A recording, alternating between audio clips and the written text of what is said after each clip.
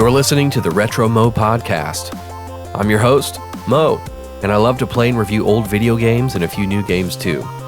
If you prefer to read instead of listen, check out my written reviews at retromo.substack.com.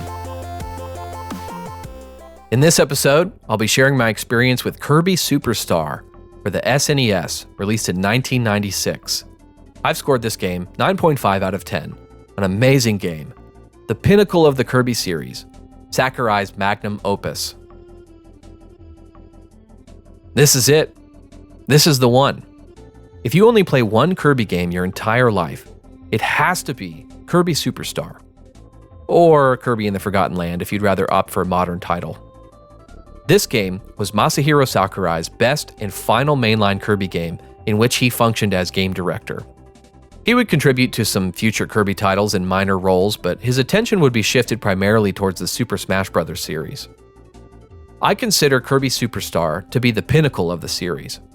The best Kirby games to follow were those that more or less captured the iconic, speedy gameplay and feel that was nearly perfected in Kirby Superstar. Shimomura's follow-ups, Dreamland 3 and Kirby 64, departed significantly, and many Kirby Superstar fans, including myself, were disappointed.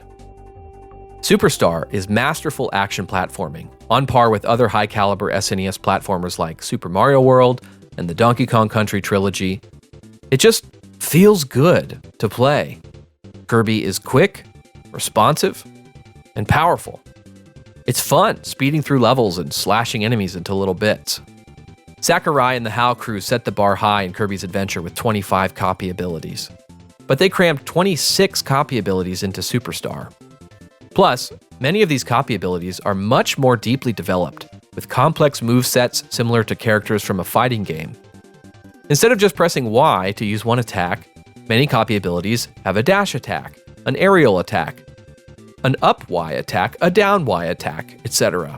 Some abilities allow you to charge up Y for a more powerful attack, and some have combo sequences by pressing Y repeatedly near an enemy. There are 5 main game modes, which make up 5 different shorter Kirby adventures. Spring Breeze is an abridged full-color remake of Kirby's Dream Land. Dynablade contains 4 levels on an overworld map that lead to a final boss encounter. The Great Cave Offensive is a somewhat non-linear treasure hunt for 60 hidden treasures across 4 main areas, each featuring a boss battle. Revenge of Meta Knight is a story-driven mode in which Kirby confronts Meta Knight on the battleship Halberd. Milky Way Wishes is the longest game mode with a neat twist on the copy abilities. In Milky Way Wishes, Kirby collects copy essences in an inventory that allows him to select that ability at any time. 4 additional game modes add some variety to the gameplay. Gourmet Race is a racing game between Kirby and King Dedede. The Arena gives Kirby 1 life and pits him against every boss in the game. Samurai Kirby and Megaton Punch are mini-games that test your reflexes. Visually, Kirby Superstar looks fantastic on the SNES.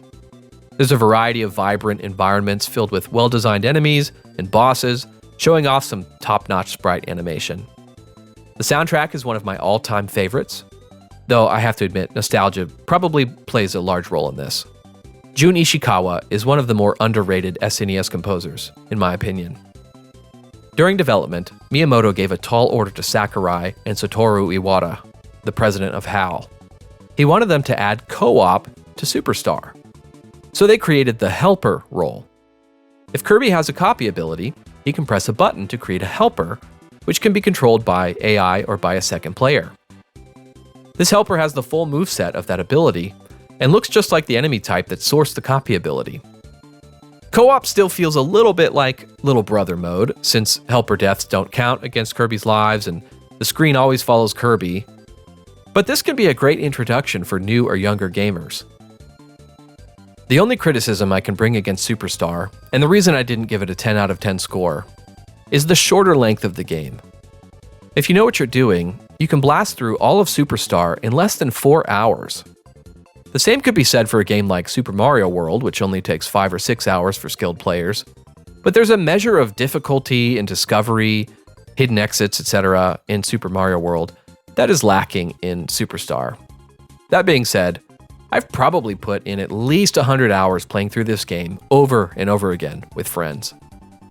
There have been some other great Kirby games released after Sakurai's departure from the franchise, but the lofty excellence of Superstar will likely forever cement this title as the greatest 2D Kirby platformer. It is my favorite Kirby game, and it easily sits in my top 10 favorite games of all time. Thanks for listening to the Retro Mo podcast. As always, I do my best to keep all of my content spoiler-free and rated E for everyone. If you find this podcast enjoyable or helpful, tell a friend, and consider giving a 5-star review on your favorite podcast app. If you have questions or comments, you can send an email to retromopodcast@gmail.com. Thanks for listening. Godspeed.